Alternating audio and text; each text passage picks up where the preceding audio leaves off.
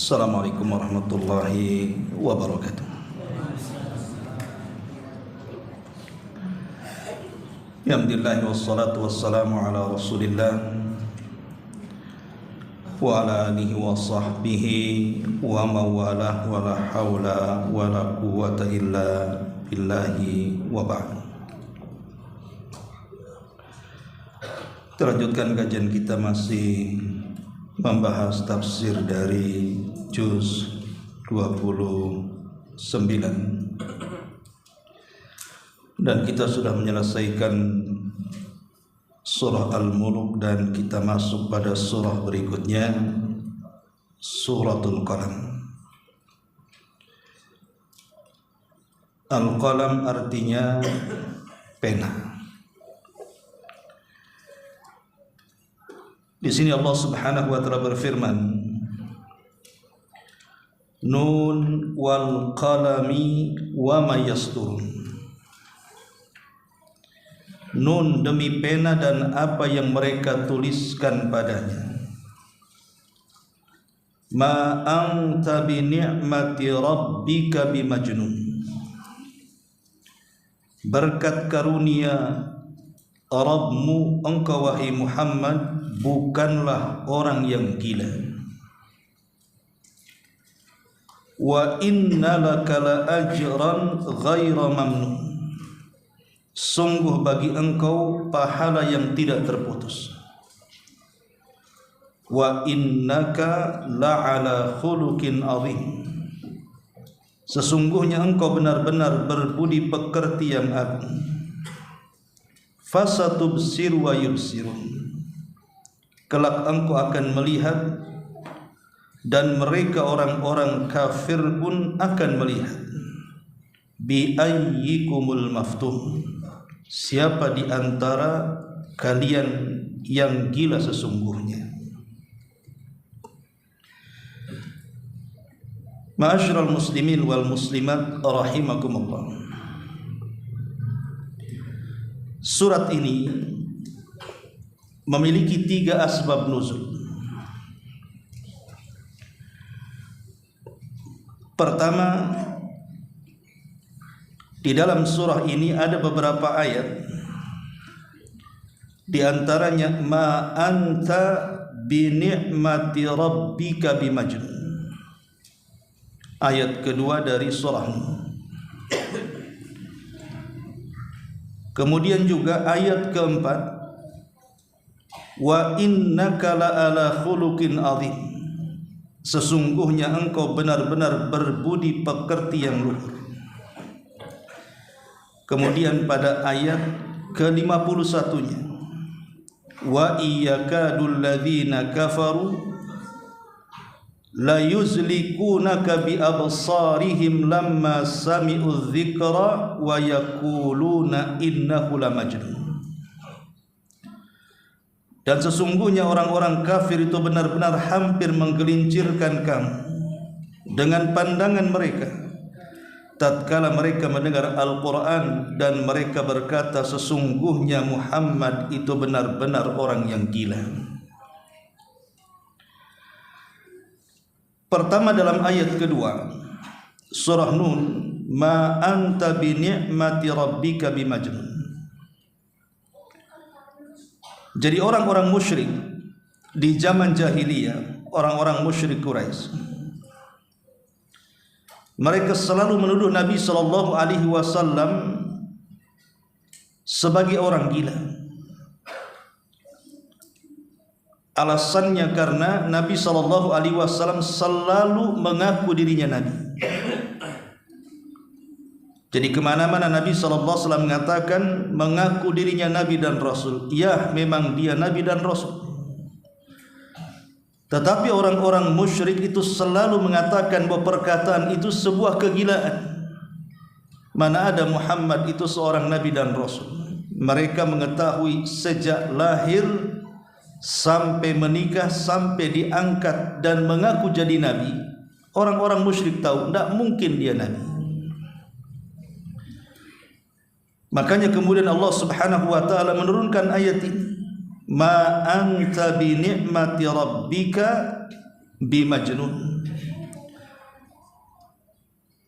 berkat karunia Rabbmu wahai Muhammad, engkau bukan orang yang gila.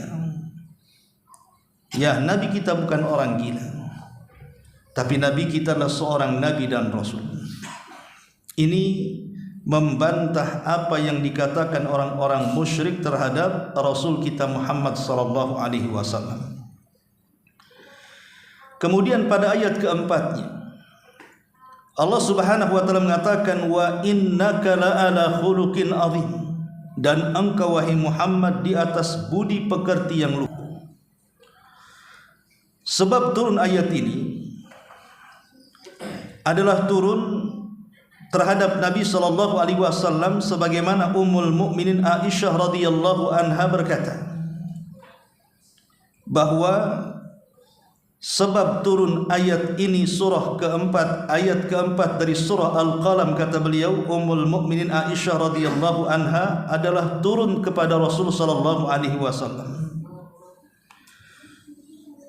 Kata beliau, ma kana ahadun ahsan khuluqan min Rasulillah sallallahu alaihi wasallam wa ma da'ahu ahadun minas sahabati wala min ahli baitihi illa qala labbaik walidzalika anzalallahu azza wa jalla wa innaka la'ala khuluqin azim. Kata Aisyah radhiyallahu anha, dia mengatakan, tidak ada satupun manusia yang lebih indah akhlaknya dibandingkan akhlak Nabi, dan tidaklah seorang pun yang memanggil beliau, entah dia seorang sahabat ataupun dia dari kalangan keluarganya, kecuali Nabi sallallahu alaihi wasallam akan mengatakan labbaik, ku penuhi panggilan. Sebab itulah turun wa innaka la'ala khuluqin azim. Nabi sallallahu alaihi wasallam tidak pernah membedakan siapapun yang memanggilnya, kecuali dia akan memenuhi panggilannya, walaupun yang memberikan undangan itu orang miskin. Tidak seperti para pejabat atau orang-orang kaya yang memilah dan memilih siapa yang mengundangnya. Kalau nampaknya mengundangnya ini sebuah kemuliaan dan kehormatan, boleh jadi mungkin yang mengundangnya setara atau di atasnya, maka baru dia datang. Tapi yang mengundangnya mungkin orang di bawahnya atau orang fakir dan miskin, terkadang sama sekali tidak datang, kalaupun datang mengutus utusan untuk mewakilinya. Dan ini bukan akhlak. Ini yang kedua. Kemudian yang ketiga, surah Al-Qalam 51, di mana Allah Subhanahu wa taala mengatakan, wa iyakadul ladzina kafaru la yuzlikunaka bi absarihim lamma sami'u dzikra wa yaquluna innahu lamajnun. Dan sungguh orang-orang kafir itu berkata, hampir-hampir menggelincirkan engkau wahai Muhammad dengan pandangan mereka tatkala mereka mendengar Al-Quran, dan mereka pun berkata, sungguh ia Muhammad benar-benar orang gila. Sebab turun ayat ini, jadi orang-orang kafir ketika mereka hendak menimpakan sihir berupa penyakit mata atau ain dalam bahasa Arab kepada Nabi sallallahu alaihi wasallam, mereka bersekongkol dengan salah seorang dari Bani Asad yang memiliki ilmu sihir. Apabila ada seekor unta yang sangat gemuk, kemudian dipandang saja oleh seorang laki-laki dari Bani Asad ini, maka unta itu akan mati. Dan ini bahayanya penyakit ain.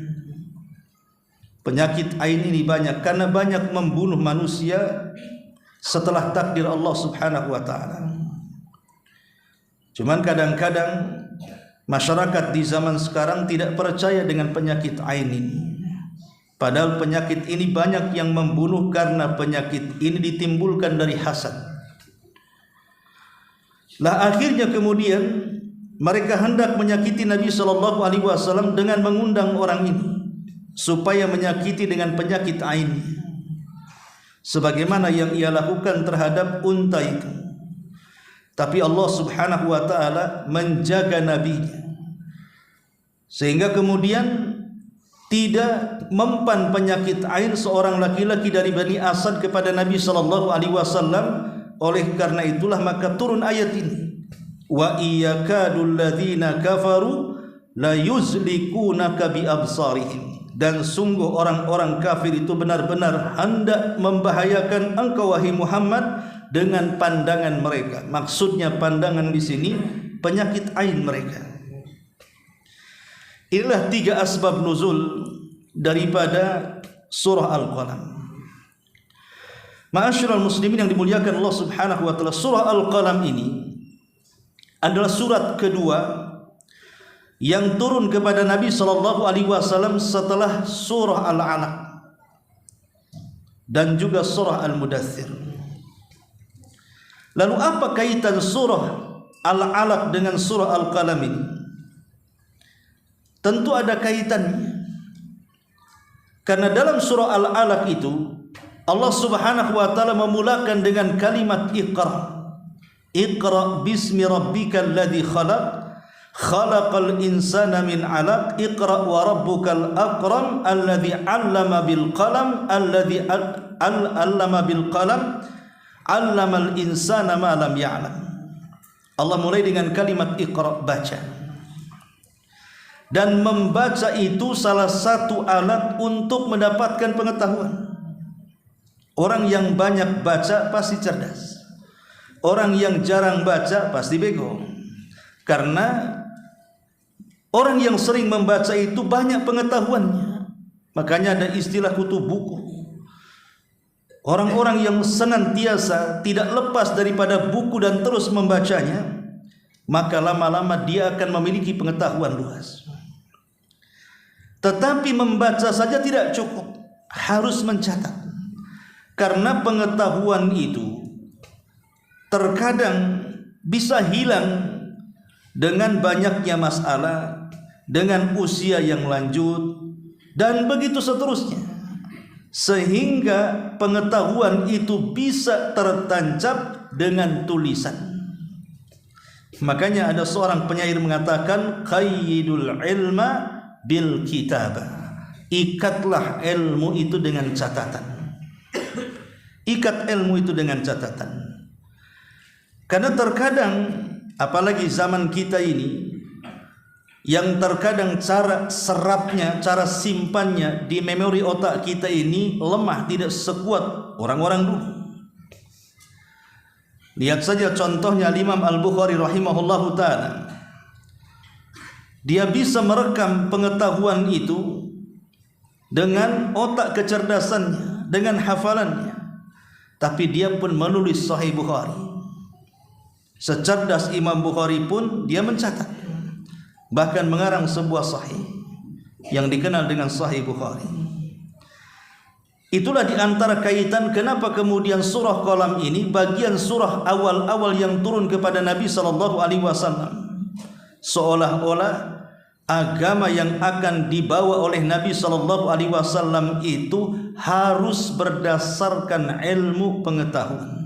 Orang Islam itu harus cerdas. Jangan bego, jangan bodoh. Orang Islam itu harus cerdas, karena ayat dan surah-surah pertama yang turun itu memerintahkan belajar. Iqra, membaca, wasilah kepada ilmu. Nun wal qalami wa ma yastur. Nun dan pena dan apa yang mereka tulis. Menulis juga bagian daripada kecerdasan. Maka kita umat Islam harus cerdas. Cerdas di bidang agama dan juga cerdas di bidang dunia. Ma'asyiral muslimin yang dimuliakan Allah Subhanahu wa taala, adapun surah ini sendiri, tentu surah ini adalah makkiyah karena memang turun di awal-awal. Artinya surah ini turun sebelum hijrah Nabi sallallahu alaihi wasallam, dan penamaan kenapa surah ini disebut Al-Qalam karena memang ada lafaz qalam di dalamnya. Nun wal qalami wa ma yasturun. Makanya surahnya disebut Al-Qalam karena ada penamaan Al-Qalam di dalam surah ini. Adapun tentang keutamaan membaca surah ini, tidak ada hadis yang sahih. Tetapi sebagian para ulama menyebutkan seperti Majduddin Fairuz Abadi rahimahullahu taala, beliau mengatakan ada 2 hadis tentang keutamaan orang yang membaca surah ini, tetapi dua-duanya mungkar, tidak sahih. Hadis yang pertama, man qara'aha a'tahu Allahu thawabal ladzina hassanallahu akhlaqahum. Siapa yang membacanya, maka Allah Subhanahu wa taala akan memberikan pahala seperti orang-orang yang Allah perbaiki akhlaknya. Hadis ini mungkar, tidak sahih. Kemudian yang kedua, hadis Nabi sallallahu alaihi wasallam yang mengatakan kepada Ali radhiyallahu anhu, di mana Rasul mengatakan, ya Ali, man qara'aha nawwarallahu qalbahu wa qabrahu wa bayyadha wajhahu wa a'tahu kitabahu biyamini wa lahu bikulli ayatin qara'aha thawabu man mata mabtunan. Kata Nabi SAW, ya Ali, siapa yang membaca surah Al-Qalam ini, maka Allah Subhanahu wa ta'ala akan berikan cahaya kepada hatinya, cahaya kepada kuburnya, dan Allah akan putihkan wajahnya, dan Allah akan berikan catatannya diambil dengan tangan kanannya, dan setiap ayat yang dibacanya dia akan mendapatkan pahala orang yang mati karena sakit perut, artinya orang yang mati syahid. Sekali lagi, hadis ini juga mungkar. Artinya tidak ada satupun hadis yang menjelaskan tentang keutamaan membaca surah ini. Walaupun demikian, keutamaan secara umum membaca Al-Quran itu sudah jelas. Nabi SAW mengatakan, man qara'a harfan min kitabillah falahul hasanatu wal hasanatu bi asyri amthaliha la aqulu alif lam mim harfun walakin alifun harfun wal lamun harfun wa mimun harfun.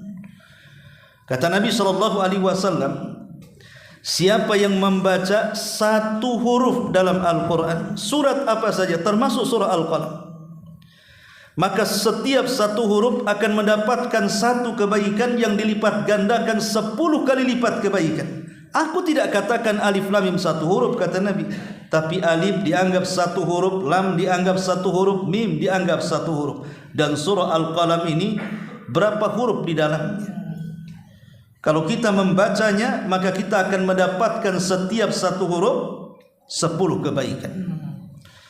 Dan secara umum membaca Al-Quran itu jelas akan mendapatkan syafaat bagi para pembacanya. Dan banyak lagi keutamaan secara umum orang yang membaca Al-Quran, termasuk suratul Qalam. Ma'asyiral muslimin wal muslimat rahimakumullah. Di dalam surah Al-Qalam ini ada keistimewaan yang luar biasa. Ada nikmat yang Allah Subhanahu wa taala anugerahkan kepada kita. Dan nikmat itu ihtimamul Islam bil ilmi. Bahwa Islam sangat menganjurkan sekali pemeluknya untuk senantiasa menggali ilmu.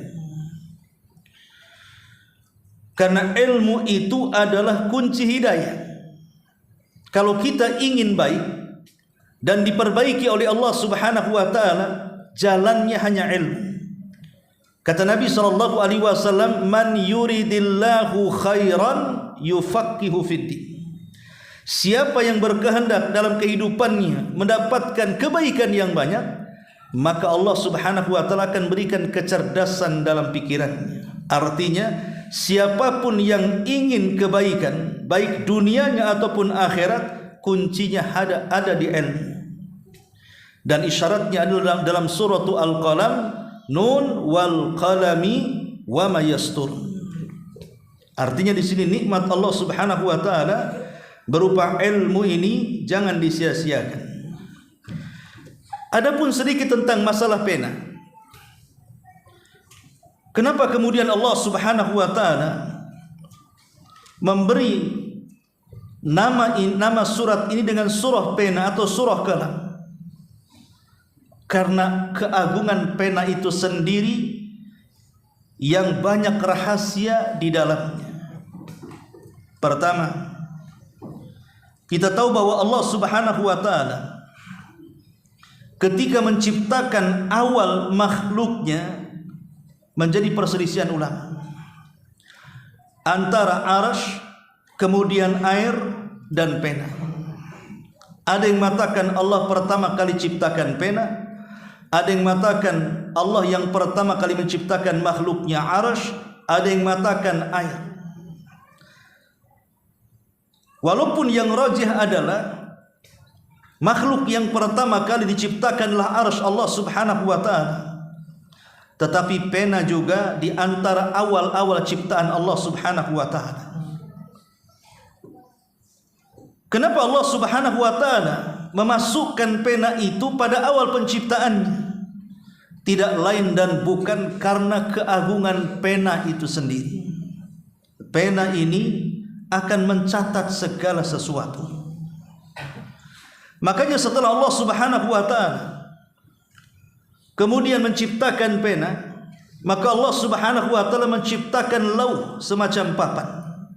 Kemudian Allah Subhanahu wa taala katakan, wahai pena, catatlah segala sesuatu yang akan terjadi di alam semesta ini dari dunia sampai akhirat. Maka pena pun kemudian mencatatnya sampai tintanya kering. Jadilah kemudian catatan yang ditulis pena itu menjadi takdir seluruh makhluknya. Apapun yang terjadi hari ini pada kondisi manusia atau makhluk-makhluk yang lainnya, semua sudah tercatat oleh kolam di dalam papan yang disebut dengan Lauhil Mahfuz. Makanya kenapa pena ini sangat istimewa, karena mencatat seluruh takdir kita. Allah Subhanahu wa taala mengatakan, fiha yufraqu kullu amrin hakim. Di dalamnya, di Lauhil Mahfuz sudah diputuskan perkara Al-Hakim, Allah Subhanahu wa taala dengan penuh ketelitian. Ma'asyiral muslimin yang dimuliakan Allah Azza wa Jalla, tidak cukup sampai di sini. Bahkan para malaikat pun mereka memegang pena dan mereka memegang catatan. Setiap hari mereka mencatat setiap perbuatan manusia. Bahkan di sebelah kanan kiri kita ada malaikat raqib dan ada malaikat atid yang senantiasa mencatat dengan pena-pena mereka apa yang kita perbuat selama ini. Apakah itu yang baik ataupun yang buruk, semua dicatat dan tidak terlewatkan. Belum lagi malaikat-malaikat yang ditugaskan mencatat kebaikan di siang hari dan di malam hari. Atau malaikat-malaikat yang ma'ruf dalam hadis datang kemudian setiap hari Jumat kemudian berdiri di pintu masjid dan mencatat setiap orang yang masuk masjid, siapa yang awal dan mendapatkan saf pertama, dan begitu seterusnya. Itulah keagungan Al-Qalam. Cukup sampai di sini? Tidak. Bahkan pena juga menjadi alat bagi manusia untuk mencatat apapun yang dihajatkan manusia. Kalau tidak ada pena dan tidak ada catatan, maka tidak akan ada arsip kehidupan. Tidak ada arsip kehidupan kan? Kalau seandainya kemudian orang mau mendata hanya dengan modal hafalan dan tidak ada catatan, orang mudah lupa, ikhwan. Umpamanya ini di Pontren ini sajalah berapa kemudian santri di sini, jamaah di sini tanpa dicatat. Hanya model hafalan. Mungkin kita lupa. Siapa dia? Anak siapa dia? Orang mana dia? Ada di mana rumahnya? Tapi kalau kita mencatat, maka kita bisa kemudian mengetahui satu persatu orang ini, karena ada arsipnya di situ. Itulah keistimewaan pena. Lebih daripada itu, kalau bukan karena pena, mungkin tidak akan ada kitab-kitab para ulama. Mungkin kita tidak akan mengenal apa itu Sahih Bukhari, apa itu Sahih Muslim. Bahkan boleh juga Al-Quran sendiri, mungkin kita tidak tahu. Karena Al-Quran itu kan ditulis. Al-Quran itu ditulis dari zaman Nabi SAW. Oleh para sahabat sudah dicatat. Kalau seandainya para sahabat Nabi SAW tidak mencatat wahyu, boleh jadi mungkin hari ini kita tidak pernah mengenal Al-Quran. Boleh jadi kita tidak bisa menghafal Quran. Kalau seandainya para ulama tidak mencatat kitab-kitab kemudian menjadi warisan bagi kita, boleh jadi mungkin kita tidak akan pernah mengetahui hukum-hukum seputar akidah, seputar ibadah, seputar muamalah. Apa jadinya manusia di atas kegelapan dan kejahilan? Itulah kenapa surat ini sangat istimewa. Belum lagi kemudian soal muamalah. Kalau tidak dicatat, macam mana kemudian seseorang akan menjaga amanah? Orang jual beli, kerjasama, hutang piutang, kalau tidak dicatat akan banyak bermasalah.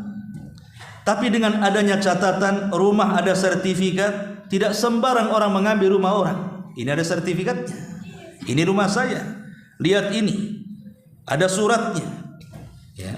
Jadi tidak sembarang orang mengambil tanah, tidak sembarang orang mengambil rumah, tidak sembarang orang mengambil hak orang lain, karena ada bukti catatan, baik dalam bentuk sertifikat atau dalam bentuk perjanjian. Itulah kenapa istimewanya qalam ini. Tetapi walaupun demikian, yang namanya pena itu, kalau dicatat dengan catatan yang baik, tentu juga hasilnya baik. Tapi kalau pena ini disalahgunakan untuk catatan keburukan, maka pena juga akan membahayakan kita. Betapa banyak orang-orang yang kemudian terzolimi gara-gara pena. Membuat surat tanah palsu, membuat perjanjian palsu, membuat akad-akad palsu, dan dipalsukan semuanya. Ini bisa menzalimi orang.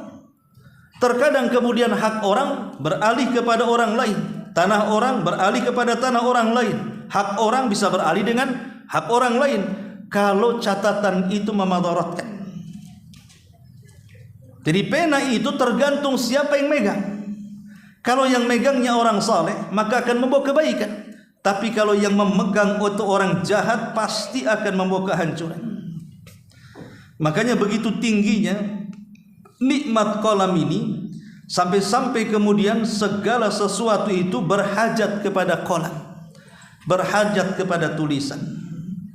Maka jangan sia-siakan nikmat Allah Subhanahu wa taala berupa pena dan catatan ini. Tapi sekarang terkadang maaf juga tidak dihargai. Antum saja belajar tak ada pegang pena. Saya ngomong setengah jam, boleh jadi yang antum hafal 2 menit saja, ujung sama akhir saja, tengah entah kemana.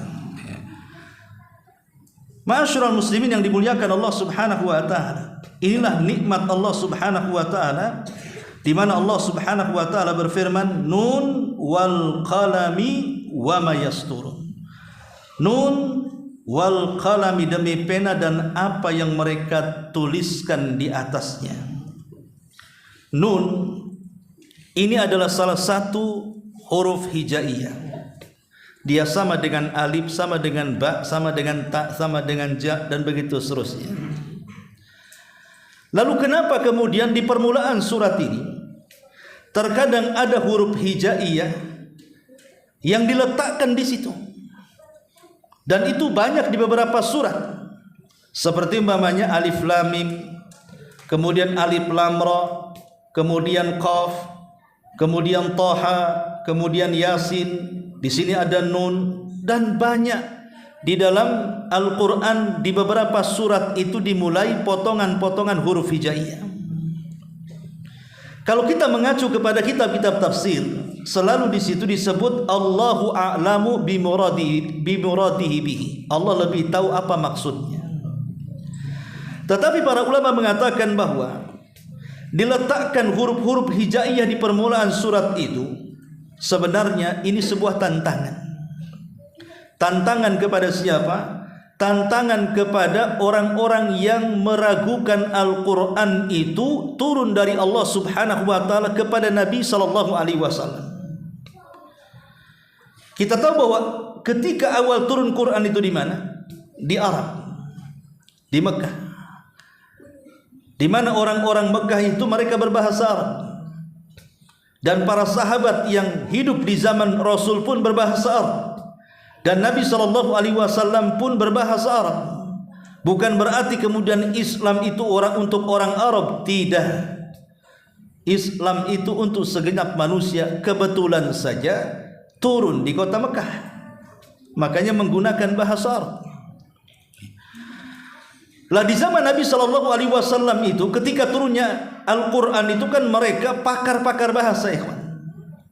Jadi orang-orang Arab di zaman Rasul itu mereka pakar-pakar bahasa, sehingga melahirkan para pujangga besar, pandai bersyair. Lah ketika turun ayat ini, banyak orang-orang musyrik Arab dan para pujangga dan para ahli bahasa yang hebat di zaman itu meragukan tentang Quran, apakah itu wahyu atau bukan. Maka Allah Subhanahu wa taala ingin menantang mereka. Dengan cara apa? Kalian berbahasa Arab menggunakan huruf hijaiyah yang disambung-sambung. Man anta, siapa kamu? Man tersambung dari mim, nun, alif, nun, ta. Jadi man anta. Jadi bahasa Arab itu adalah sambungan yang disambung-sambungkan dari huruf hijaiyah. Kalau kalian meragukan Al-Quran, sekarang buatlah semisal Al-Quran dengan huruf hijaiyah, karena Quran pun terangkum dari huruf hijaiyah. Quran itu kan rangkaian-rangkaian huruf hijaiyah yang kemudian membentuk kalimat-kalimat, membentuk kata-kata, sehingga jadilah sebuah kalimat. Sekarang buatlah semisal Quran. Kalau kalian meragukan Al-Quran, buat semisal Quran dengan huruf yang sama. Sebagaimana Al-Quran tidak lepas dari alif sampai ya, buat semisal Al-Quran dari huruf alif sampai ya, gabung-gabungkan oleh kalian. Makanya kemudian Allah Subhanahu wa taala ingin menantang, kenapa di permulaan beberapa surat itu diletakkan huruf hijaiyah, alif lam mim nun, seolah-olah ingin mengatakan kalau kalian ragu dengan Quran, sambung-sambungkanlah itu alif, lam, nun, ya, sin, to, ha, nun, buat semacam Quran. Tetapi mereka tidak sanggup. Sampai hari ini tidak ada yang sanggup untuk membuat satu surat pun dalam Quran. Bahkan Allah tegas menantang dalam Quran, fa'tu bi suratin min mithli, datangkan oleh kalian seperti surat dalam Al-Quran kalau kalian sanggup. Bahkan Allah mengatakan, fad'u syuhada'akum, panggil semua yang sanggup. Bahkan dalam ayat yang lain, kalau kalian mengumpulkan manusianya yang cerdas-cerdas, dari yang tidak punya tetel sampai profesor, dari yang gimba rambutnya sampai yang botak rambutnya, dari jin dan manusianya, kumpul kalian, rangkai semacam Quran, kalian tidak akan sanggup. Fa illam taf'alu walan taf'alu, kalian tidak sanggup melakukannya dan tidak akan pernah sanggup melakukannya. Kalau memang tidak ada yang sanggup untuk melakukannya, merangkai Al-Quran, merangkai semisal Quran, kenapa kemudian diragukan bahwa Al-Quran itu wahyu dari Allah? Harusnya ketika kita ini lemah, tidak sanggup merangkai Al-Quran, berarti harus adanya keyakinan bahwa memang Al-Quran itu adalah wahyu yang diwahyukan kepada Nabi SAW. Apalagi Nabi SAW sendiri seorang ummi, tidak bisa mencatat dan tidak bisa membaca. Lalu bagaimana kemudian manusia yang tidak bisa membaca dan menulis mampu merangkai sedemikian indah kata-kata kalau bukan dari Allah Subhanahu wa taala? Maka semakin terang dan jelaslah bahwa Al-Quran itu adalah wahyu dari Allah. Jadi kalimat nun seolah-olah tantangan dari Allah. Buat semacam surah Al-Qalam, ini perangkatnya, huruf-huruf hijaiyah termasuk nun di dalamnya. Kalian tidak akan sanggup. Kemudian Allah Subhanahu wa taala mengatakan, wal qalami wa ma yasturun, demi pena dan apa yang mereka tulis padanya. Tadi saya sudah jelaskan, ketika Allah Subhanahu wa taala bersumpah dengan pena, Allah tidak sembarang bersumpah dengan makhluknya, ikhwan. Makhluk Allah itu banyak, tidak terhitung berapa jumlahnya yang telah Allah ciptakan di alam semesta ini. Tetapi Allah Subhanahu wa taala tidak menjadikan semua makhluk dijadikan sumpah dalam Quran. Allah pilih-pilih. yang dijadikan sumpah dalam Quran itu Allah pilih-pilih. Salah satunya adalah al-qalam, pena, terpilih menjadi salah satu sumpah yang Allah buat sumpah di dalamnya.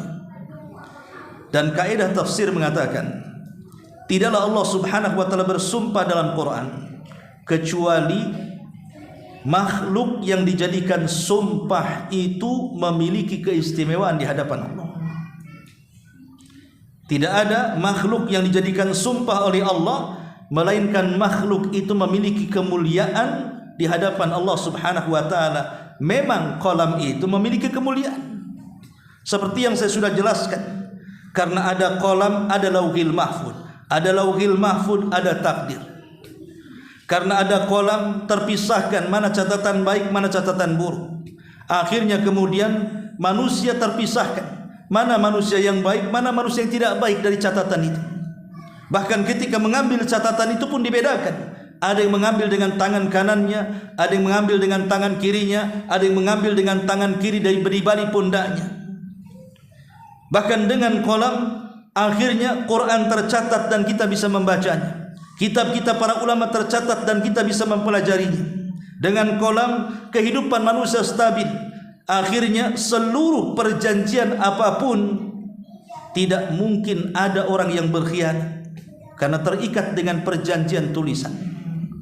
Itulah keistimewaan pena. Kemudian Allah Subhanahu wa taala mengatakan, ma anta bi ni'mati rabbika bimajnun. Berkat karunia Rabbmu ya Muhammad, bukanlah engkau orang gila. Tadi saya sudah katakan asbab nuzulnya. Orang-orang musyrik Arab itu, mereka adalah para penyembah berhala. Tuhannya bukan satu, tapi banyak sekali Tuhannya. Beragam macam Tuhan mereka sembah. Mulai dari batu sampai kepada kayu mereka sembah. Bahkan kalau seandainya mereka berada di padang pasir, kemudian mereka rindu ingin menyembah Tuhannya, maka mereka akan menggundukkan pasir kemudian menyembahnya. Saking hilang akalnya. Kalau mereka mendapatkan batu, maka mereka akan sembah batu itu.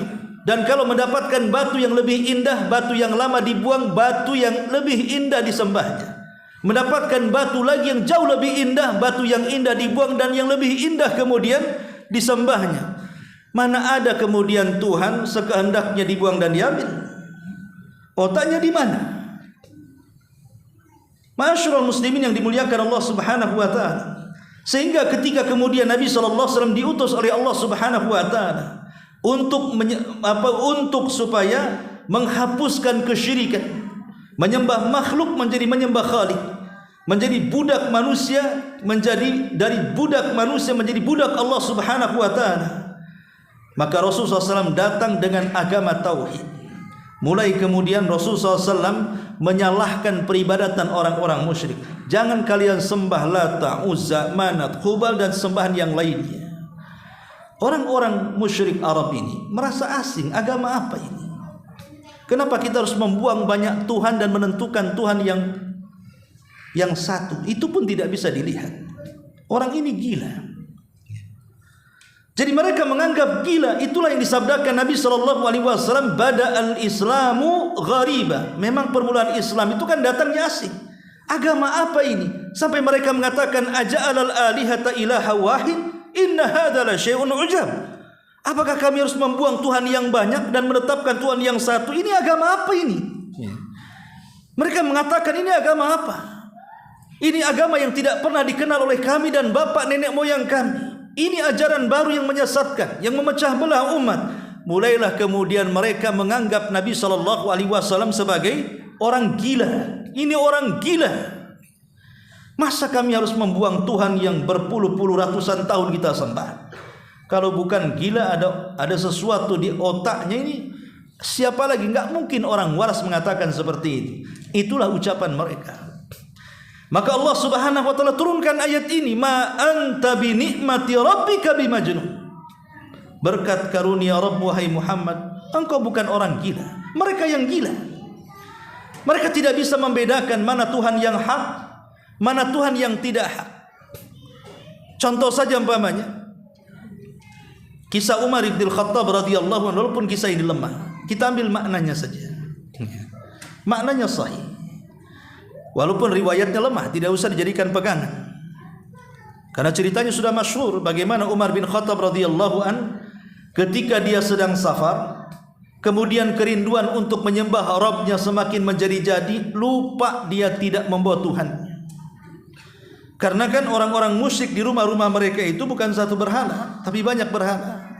Ada berhala yang besar terkadang diletakkan di ruang tertentu. Ada berhala yang sedang, boleh jadi mungkin diletakkan di kamarnya. Ada yang biasa saja rupanya diletakkan di ruang tengahnya. Jadi mereka kemudian banyak berhala dengan berbagai macam manfaat di dalamnya. Termasuk juga ada berhala yang kecil nonet, biasanya dikantongi dibawa untuk safar. Nanti kalau rindu dikeluarkan berhalanya disembah. Lah Umar bin Khattab radhiyallahu an lupa dia membawa berhalanya. Artinya apa? Ketinggalan Tuhannya ketinggalan. Sehingga ketika kemudian dia mau pulang mengambil Tuhannya sudah safar terlalu jauh. Tapi kalau seandainya tidak menyembah Rabbnya, maka kerinduannya tidak bisa diobati.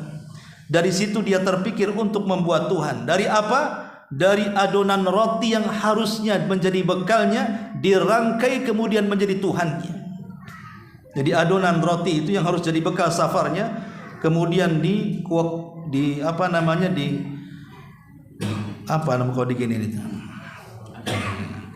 dikeremak-keremak tuh, dikual-kual tuh apa ya. Akhirnya kemudian diambil buat kepalanya, kemudian diambil lagi buat tangannya, kemudian diambil lagi buat badannya, kemudian diambil lagi buat kakinya. Jadilah Tuhan Umar, siap disembah Umar. Setelah kemudian menyembah habis energinya hanya untuk menyembah Tuhannya, terdengar suara lapar dari perutnya. Di sini Umar kebingungan. Kenapa? Makanannya sudah menjadi berhala. Kalau seandainya dia tidak memakan, maka dia akan kelaparan. Tapi kalau dia makan, berarti dia makan Tuhan. Ini kan sesuatu yang susah untuk diambil keputusan. Tapi yang namanya orang lapar, macam manapun akan nekat. Akhirnya kemudian tanpa sadar diambil kepalanya, lep dimakan. Kurang puas juga diambil tangannya, kemudian dimakan. Kurang juga diambil perutnya, kemudian dimakan. Kurang juga kakinya dimakan juga. Habislah Tuhan Umar dimakan Umar. Sampai Umar bin Khattab ketika mendapatkan hidayah Islam selalu tertawa sendiri seperti orang gila. Ketika ditanya, kenapa engkau selalu tertawa ya Umar, menceritakan tentang kisah kebodohan dia terhadap berhalanya. Lihat, ini kan siapa yang gila sebenarnya di sini? Mereka yang gila. Orang-orang yang menyembah berhala itu tidak ada otaknya. Bagaimana mungkin mereka menyembah Tuhan yang tidak bisa mendengar, yang tidak bisa bicara? Macam mana akan mengabulkan keinginannya? Seandainya kemudian berhala itu ditumpukkan di sebuah rumah, kemudian kita tuang bensin Pertalite, Pertamax 92 atau turbo umpamanya, kita bakar rumah itu, kira-kira berhala itu bisa menyelamatkan? Nggak ada satupun yang lari. Saya jamin nggak ada yang satu lari. Boleh jadi terbakar dengan rumahnya. Bagaimana kemudian Tuhan yang tidak bisa melindungi dari api kemudian dimintai, kita berdoa kepadanya, menunggu ijabahnya? Ini angan-angan saja. Lalu siapa yang waras, siapa yang gila kalau sudah seperti ini? Makanya Allah Subhanahu wa taala mengatakan, ma anta bi ni'mati rabbika bimajnun. Berkat karunia Rabb wahai Muhammad, engkau bukan gila, mereka yang gila. Kemudian Allah Subhanahu wa taala mengatakan, wa innalaka la ajran ghaira mamnun. Sesungguhnya bagi engkau wahai Muhammad pahala yang tidak mungkin terputus. Ya, bagaimana akan terputus? Nabi SAW mengatakan, man dalla ala khairin kafa'ili. Siapa yang mengajak orang lain kepada kebaikan, maka dia dapat pahala kalau orang yang diajaknya berbuat baik. Man dalla ala huda kana lahu ajrun wa ajru man amila ba'dahu la yanqusu min ujurihim syai'a. Barang siapa yang mengajak manusia ke dalam hidayah kemudian diikuti, maka dia akan mendapatkan pahala dan pahala orang yang mengikutinya tanpa mengurangi pahala dia sedikit pun. Jadi berdakwah itu salah satu daripada multi level pahala. Kalau saya seperti ini berdakwah, menyampaikan ilmu kepada antum, kemudian antum mengamalkan ilmu saya, selepas itu antum dakwahkan kepada orang, kemudian yang antum dakwahkan juga dapat kebaikan dari antum, kemudian orang yang antum dakwahi berdakwah lagi kepada orang, anggaplah akhirnya sampai ribuan orang mendapatkan hidayah. Berawal dari saya yang pertama kali menyampaikan, maka saya mendapatkan ribuan pahala dari orang-orang yang akibat saya akhirnya mendapatkan hidayah. Dan tidak ada manusia yang pertama kali berdakwah dan mengajarkan hidayah kecuali Nabi SAW. Berarti Nabi mendapatkan pahala sebanyak umat yang didakwahinya. Sahabat, para tabi'in, para tabi'ut tabi'in, atba' tabi'ut tabi'in, sampai madzhabul arba, sampai para ulama, sampai hari ini berapa jiwa yang sudah masuk Islam, berapa jiwa yang mengamalkan Islam, berapa jiwa yang percaya dengan wahyu yang dibawa Islam. Itu pahalanya akan kembali kepada satu orang, Nabi kita Muhammad sallallahu alaihi wasallam. Makanya Allah mengatakan, wa innaka la ajran ghaira ma'mun, dan sungguh engkau wahai Muhammad akan mendapatkan pahala yang tidak akan terputus walaupun dia sudah meninggal. Tapi umatnya di mana-mana berbuat baik karenanya. Umatnya di mana-mana berbuat baik karena ajaran yang dibawanya. Maka walaupun Nabi SAW sudah 14 abad yang silam meninggalkan kita, tapi pahalanya terus mengalir ke kuburan. Makanya Allah mengatakan, wa innaka la ajran ghaira mamnun. Dan Allah Subhanahu wa taala mengatakan, wa innaka la ala khuluqin azim. Tidak ada satupun nabi dari nabi-nabi sejak Adam alaihi salatu wassalam diturunkan dari surga ke bumi sampai nabi terakhir Bani Israel Isa bin Maryam, sampai ditutup dengan kenabian Nabi kita Muhammad sallallahu alaihi wasallam yang dipuji di dalam kitab-kitab suci, entah itu Suhuf, entah itu Taurat, entah itu Injil, entah itu Zabur, entah itu Quran, yang dipuji oleh Allah Subhanahu wa taala memiliki akhlak yang luhur itu kecuali Nabi sallallahu alaihi wasallam. Di dalam ayat ini, wa innaka, dan engkau wahai Muhammad berada di ketinggian akhlak yang paling luhur. Makanya Nabi Allah Subhanahu wa taala di ayat yang lain sampai mengatakan apa? Allah mengatakan di dalam ayat yang lain semakna dengan ayat ini, bahwa sungguh pada diri Nabi sallallahu alaihi wasallam ada akhlak yang luar biasa. Ada qudwah hasanah yang luar biasa yang memang tidak dimiliki siapapun manusia. Dan ini menunjukkan apa?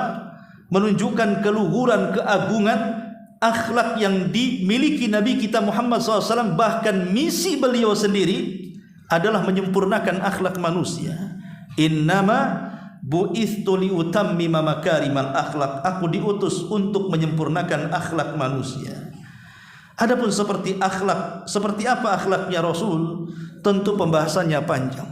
Karena Rasul itu di semua bidang, baik hubungan dia dengan keluarga, baik hubungan dia dengan tetangga, baik hubungan dia dengan kaum muslimin, baik hubungan dia dengan orang-orang kafir sekalipun, memiliki akhlak yang luar biasa. Apalagi hubungan dia dengan Allah Subhanahu wa taala, tentu lebih memiliki akhlak yang luhur lagi. Wallahu a'lam bishawab. Sampai sini saja karena sudah isya juga.